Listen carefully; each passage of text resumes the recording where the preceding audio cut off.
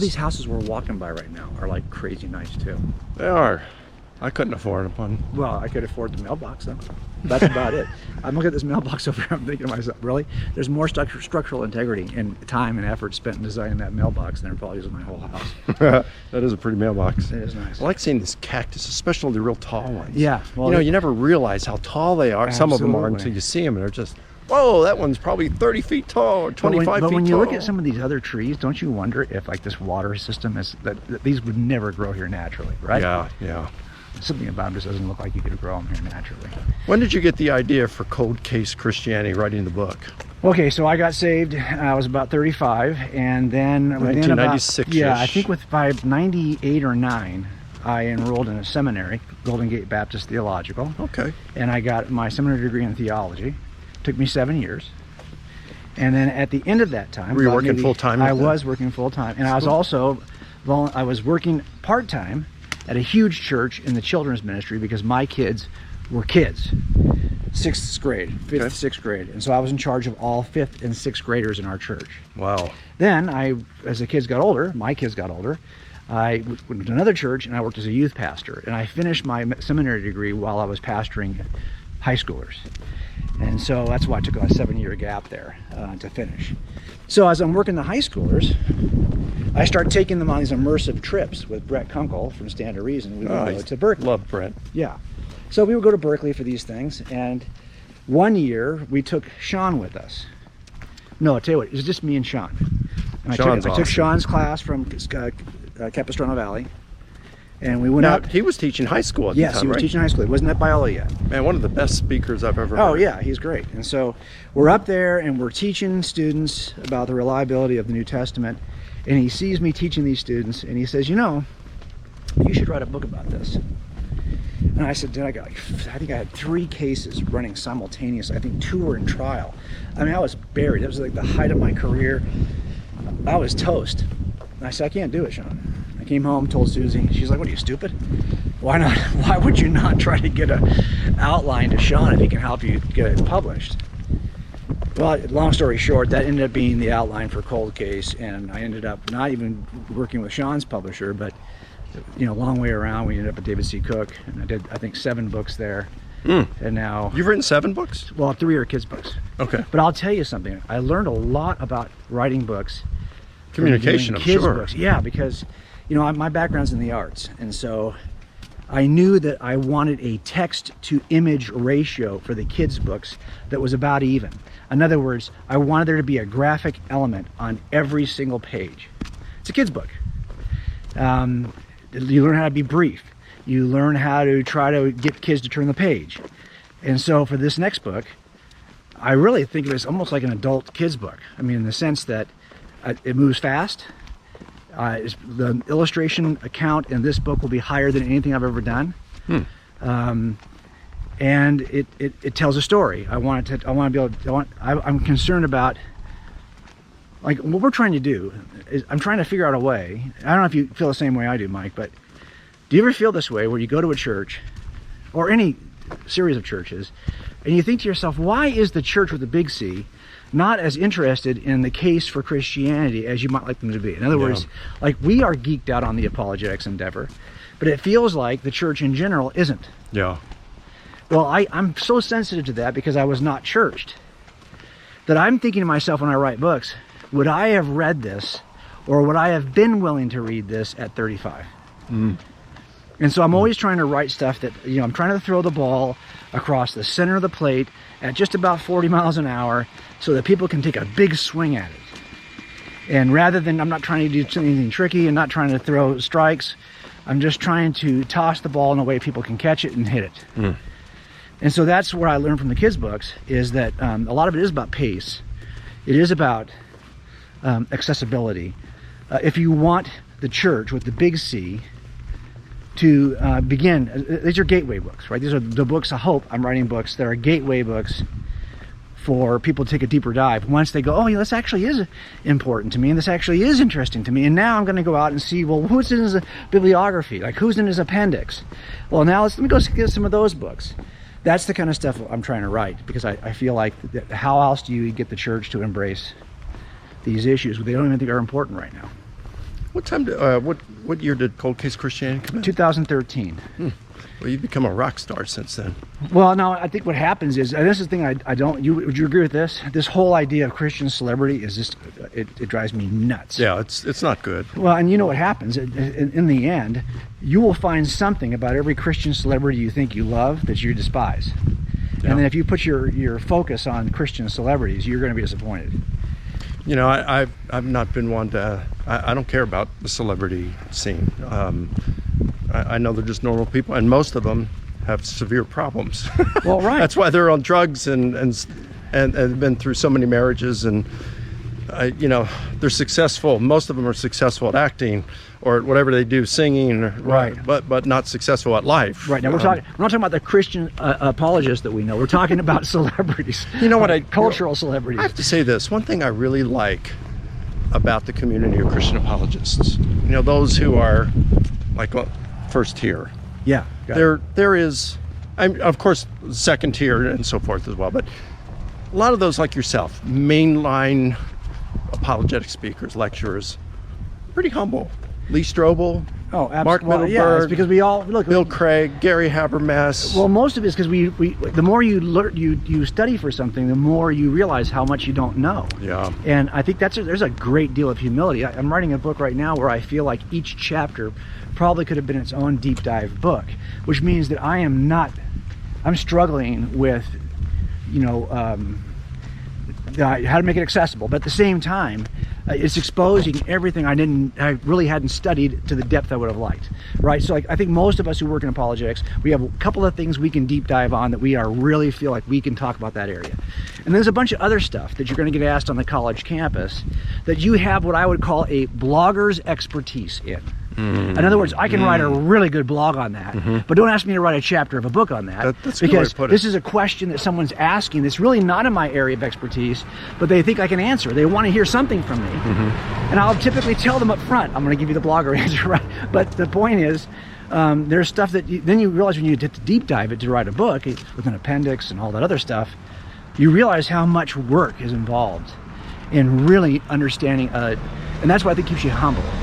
Because, and this is look what Lee does. Lee does a great job of interviewing experts.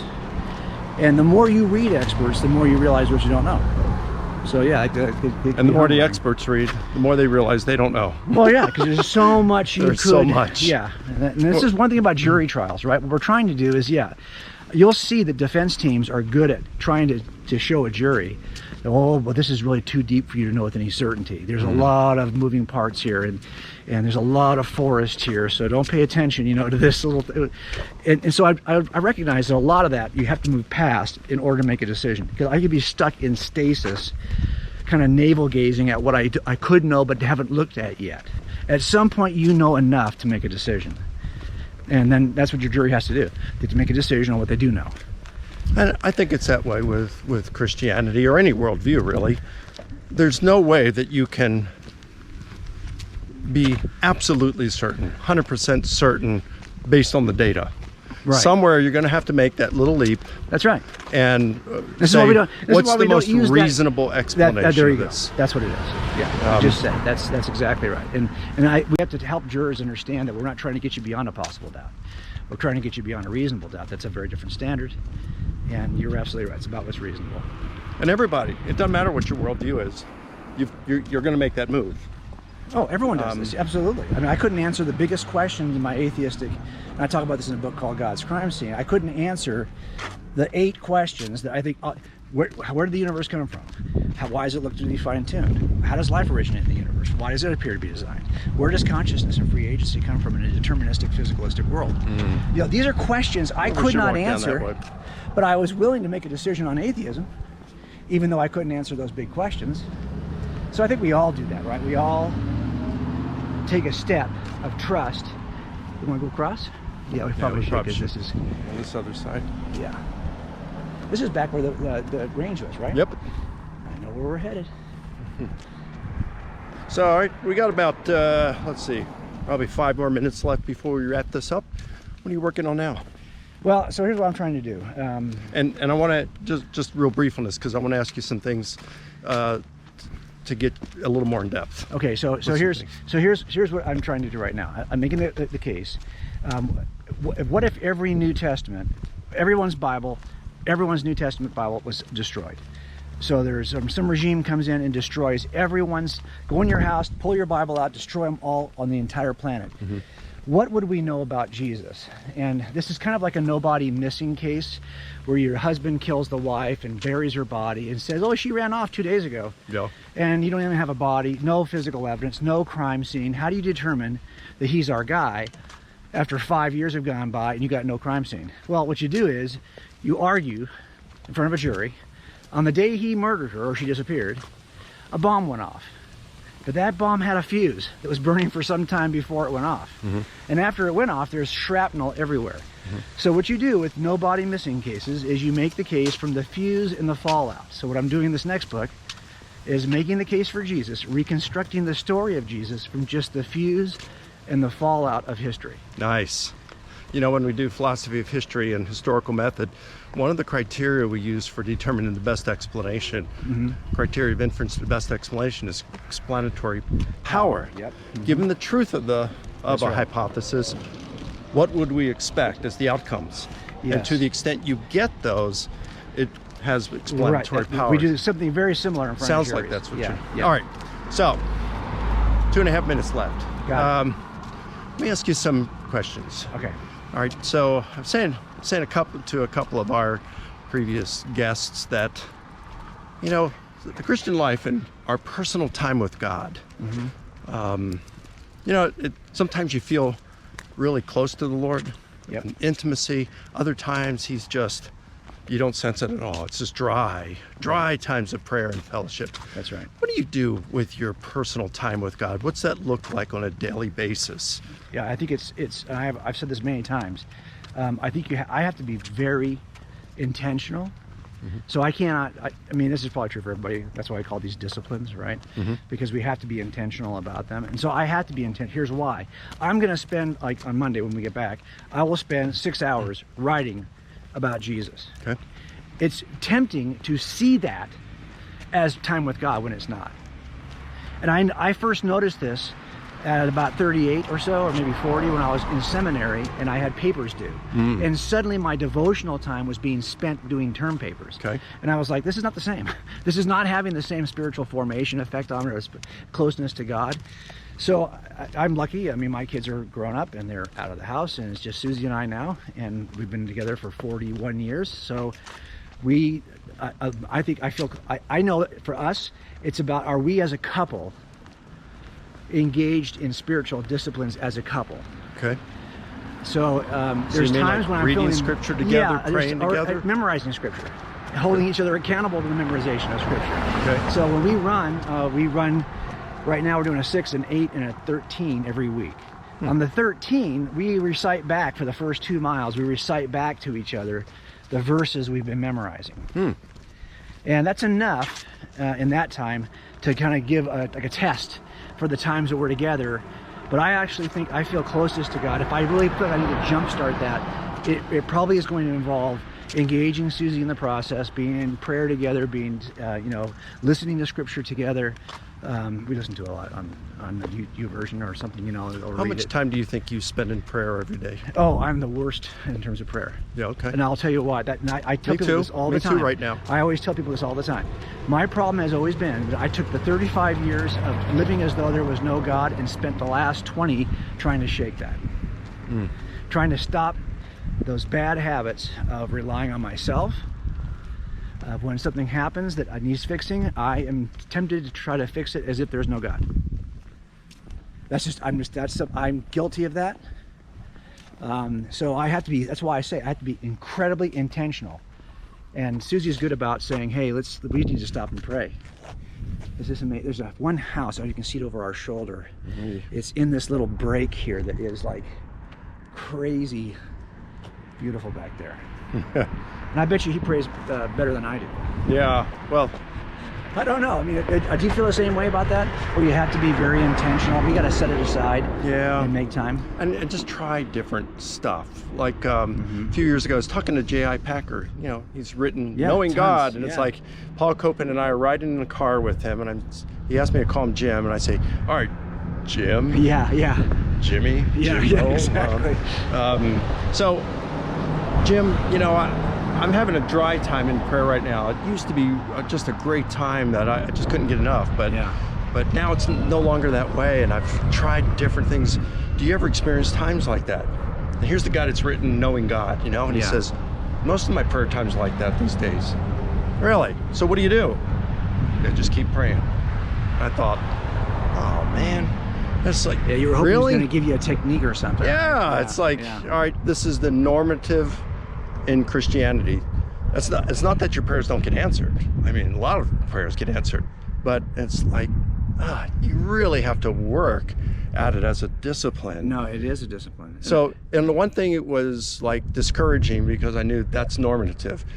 The other thing, it's encouraging because he was experiencing it too. And what I was experiencing wasn't odd. Yeah, it wasn't odd. No, I think you're right, and I think for prayer, how I look at it too is that I have to do it as an act of as an act of worship, right? On some days, because I'm not. Here's part of the problem. I'm an obsessive compulsive. I don't know how you feel about it, but I could be a workaholic, and because we love what we do. I have to stop and slow myself down and say, hey, this time now is not. You're not going to accomplish the thing you thought you needed to accomplish in the next 2 hours. That's not going to happen. I got to let go of that and be less goal-oriented in my days to carve that time out, because I find that when I'm less goal-oriented on a day-to-day basis, my prayer life is better. When I'm more goal-oriented, I'm like, I gotta get this done so I can get back to doing that goal. You know, I have a friend named Amy Ponce, and she was telling me a long time ago when she was in school, I forgot who, I think it was Luke Timothy Johnson, she said, came in and lectured. And he said, you know, if you really don't spend that time with the Lord, it's kind of like a guy who goes up in the attic to read all the love letters between him and his wife when they were dating, all the while ignoring the gentle tapping from her on the door to let her in. That's It's awesome. Like, isn't that cool? That's awesome. You wrote that in a book? We can steal that, can't we? I'll have to get some more back from Amy on that. That was cool. Yeah, that's an awesome way to put it. Yeah. Jim, thank you so much for the thanks time. This doing has it. been This has just been great. delightful being with you, brother. Me too, bud. Appreciate it. Yeah, thanks.